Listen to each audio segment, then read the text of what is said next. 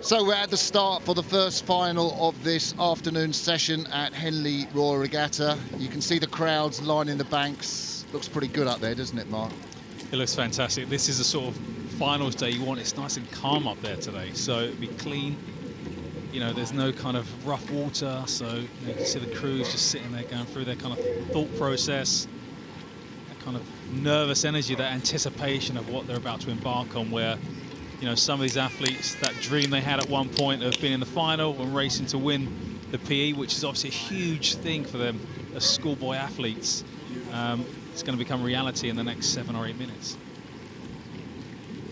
That is the St. Paul's stroke. Phil Wolfensberger, 16 years of age, as is the lad behind him, Felix Peerless. And you can hear Sir Matthew Pinson, the umpire of this race, go through the starting protocol, which is going to be hotly anticipated, this race, all the way down the course. Radley had that tremendous win against Eton where they rode them down. Fantastic contest. So it's the final of the Princess Elizabeth Challenge Cup. Radley College on the Berkshire side of the course at the top of your picture. St. Paul's School on this side nearest to the island. Go! They jumped on it, St. Paul's, didn't they, Mark? Straight off they've had some really interesting races this week where some have gone out like a bat. They've really leapt off the blocks, where yesterday there was kind of calm about their racing as they kind of rode through King's Wimbledon. So it'll be interesting to see how this pans out as they kind of move through the island.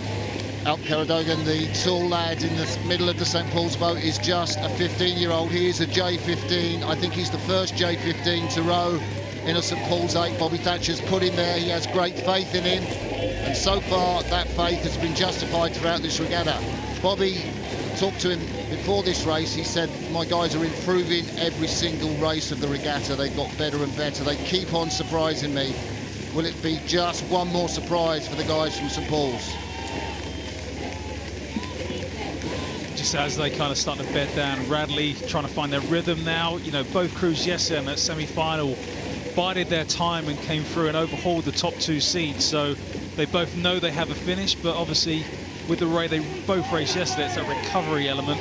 Can they come back and do it all again today at the same intensity? Well, Radley rode through Eton yesterday, so they'll have the confidence that they've got a second half of the course, coached by John Gearing, who took that British pair to the Olympic qualifying regatta last year. Boulding and Glenister took a sabbatical from Radley, but a long-time coach of the first 8. Sam Townsend there, the head of rowing, and Radley and St. Paul's. This race is shaping up to be a great one, isn't it, Mark? It's exactly what we wanted, and I think what we all expected. You know, I don't think at the start of the week they probably believed they'll be in this position.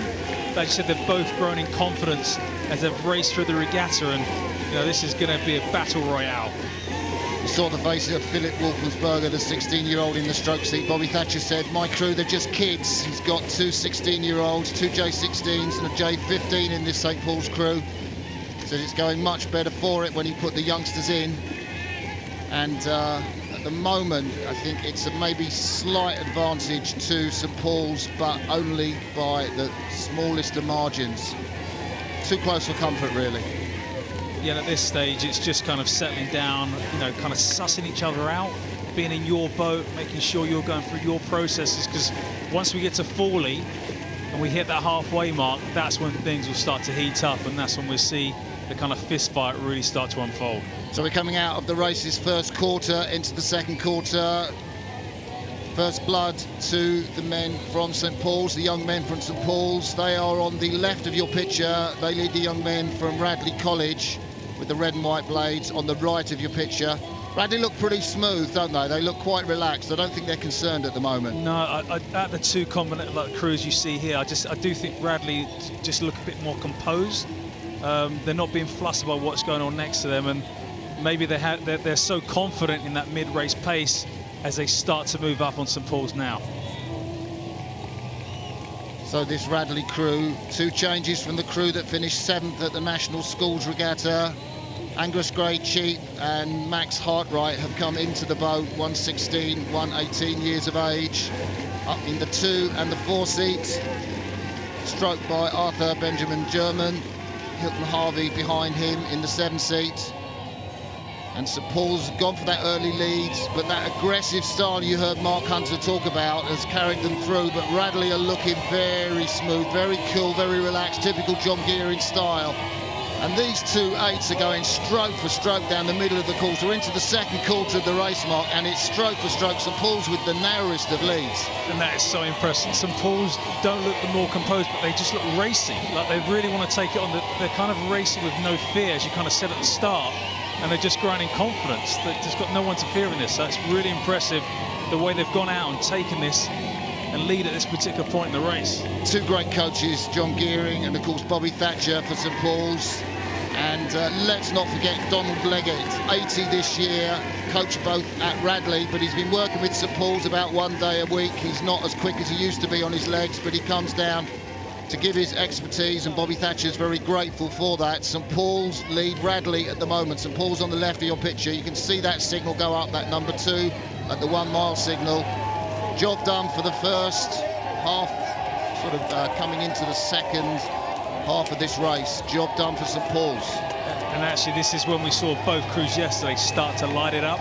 So it's going to be interesting to see who has recovered in the best way, who has that spring in their kind of step, as we kind of move into the last 500-600 metres. Radley, if anything, have moved back on St Paul's. I think St Paul's moved further out, but Radley are moving now. The crew on the right of your picture with the red and white blades, Radley College, stroked by Arthur German, backed up by Hilton Harvey. There you can see the guys, Cameron Tasker, Hamish Rimmer, Max Hartwright, Edward Mortimer, Angus Graycheap, and Henry Jones. Cox by Nikita Jacobs, replaced Johnny Gilbert. Elliot, the week before this regatta, who coxed at national schools. So a lot of changes in the Radley 8, but it's actually producing dividends for them. They are coming back, Mark. I'd love to see where they are from side by, the kind of side angle now, how close those bow balls are now, but Radley are definitely coming through now. They look strong. Can St Paul's kind of battle and keep them behind? So St Paul's crew on that far side of the course finished in 6th place in the National Schools Regatta. Wasn't the best of regattas for Bobby Thatcher. Thought he was on a bad lane, undone by the wind maybe, but they have the narrowest of leads. It's about a third of a length of canvas coming through to the finish. I look up and see St Paul's now. They're running out of water, Radley, but they're charging. St Paul's coming to the finish line. There's about 3 strokes left. Radley charging. Here they come. St Paul's, they take the Princess Elizabeth Challenge Cup from Radley College Boat Club. And the screams you can hear, absolute madness. James Trotman, the cox, hands in the air. A sensational win for St Paul's, splash in the water. That is incredible. You talked about how young that crew is.